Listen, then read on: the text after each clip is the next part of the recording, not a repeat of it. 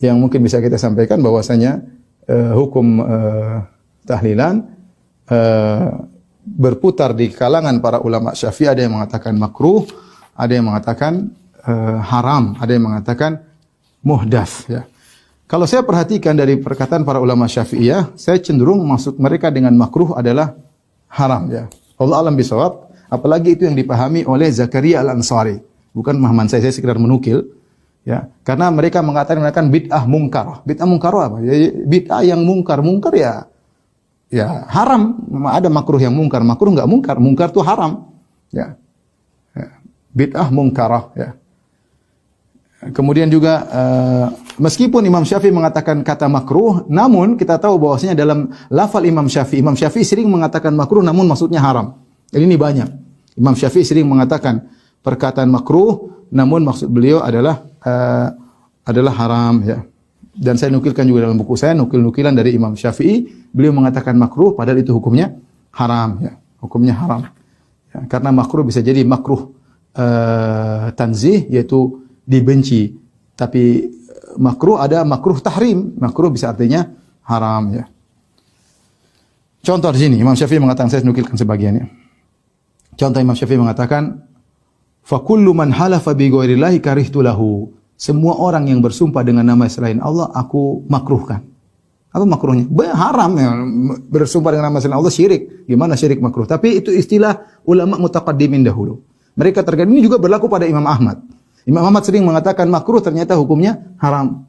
Tetapi mereka terkadang mungkin karena tawadhu atau kehati-hatian mereka mengatakan makruh. Karena haram itu kayaknya berat, tapi intinya maksud mereka haram. Cuma mereka memilih lafal yang menurut mereka lebih sopan atau lebih apa, ya. Kata Imam Syafi'i, semua yang bersumpah dengan nama selain Allah aku benci akan hal tersebut. Maksudnya apa? Karihtulah, maksudnya haram karena bersumpah dengan selain Allah adalah syirik, ya.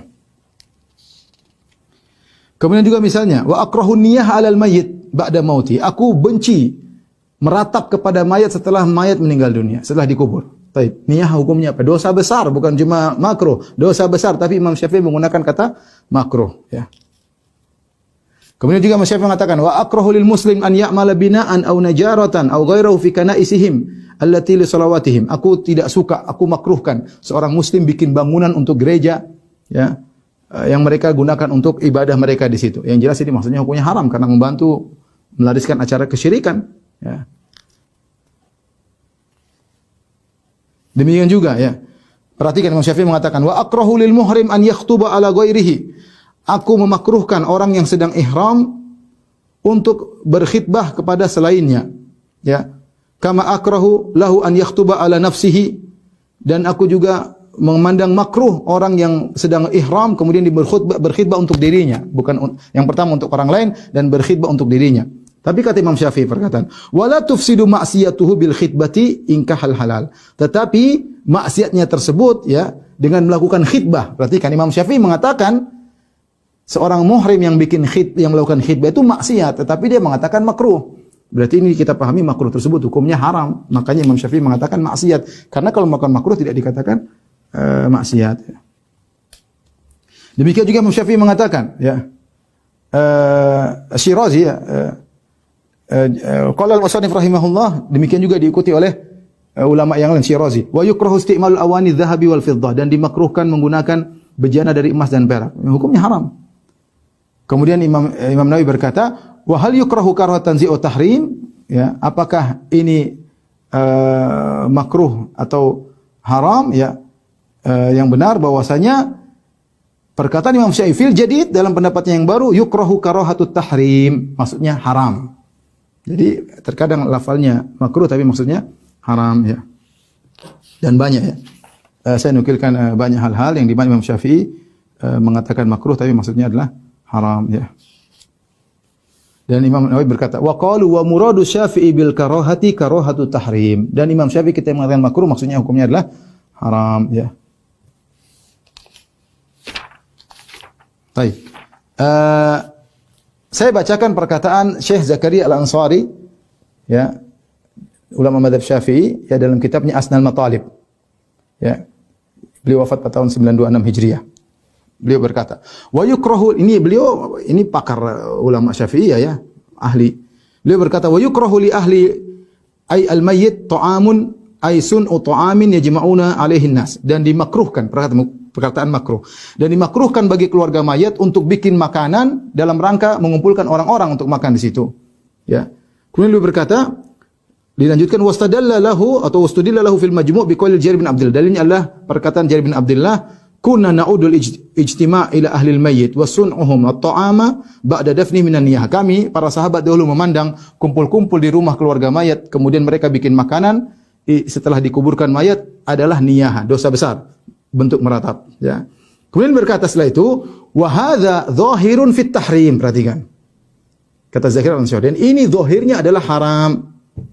Zahirun fit tahrim, apalagi hanya sekadar makruh, apalagi bid'ah, ini semua zahirnya adalah haram. Maka wallahu alam, saya melihat dari berbagai macam dalil seakan-akan maksud daripada makruh di situ adalah haram. Apalagi tadi kita sebutkan menurut mazhab Syafi'i, acara tahlilan mengumpulkan 3 makruh. Pertama makruh takziah setelah 3 hari, kemudian makruh ahlul bait ngumpul untuk menjamu tamu. Yang ketiga makruh bikin makanan. Ketiga makruh ini kalau digabung ya jadi haram wajar ya. Jadi haram wajar, maka sebagaimana dipahami oleh Syekh Zakaria Al-Ansari rahimahullahu taala ya. Taib, ini saja kira-kira yang mungkin bisa saya sampaikan ya kepada para jamaah, bahwasanya tradisi ini adalah tradisi yang makruh atau haram ya, tergantung dipahami dari perkataan ulama Syafi'iyah. Dan namanya makruh, kalaupun makruh maka hendaknya kita tinggalkan karena meninggalkannya dapat pahala. Apalagi sebagian ulama Syafi'iyah jelas-jelas mengatakan haram. Contohnya adalah Zakir al-Ansari mengatakan haram. Contohnya Ahmad Zaini Dahlan mengatakan bid'ah mungkarah, bid'ah yang mungkar itu berarti haram. Bahkan orang yang melarangnya dapat pahala. Bahkan penguasa kalau melarangnya secara total dapat pahala. Karena hal ini bertentangan dengan sunnah ya. Ada bid'ah yang tidak bertentangan dengan sunnah bid'ah, tapi ini bid'ah bertentangan dengan sunnah.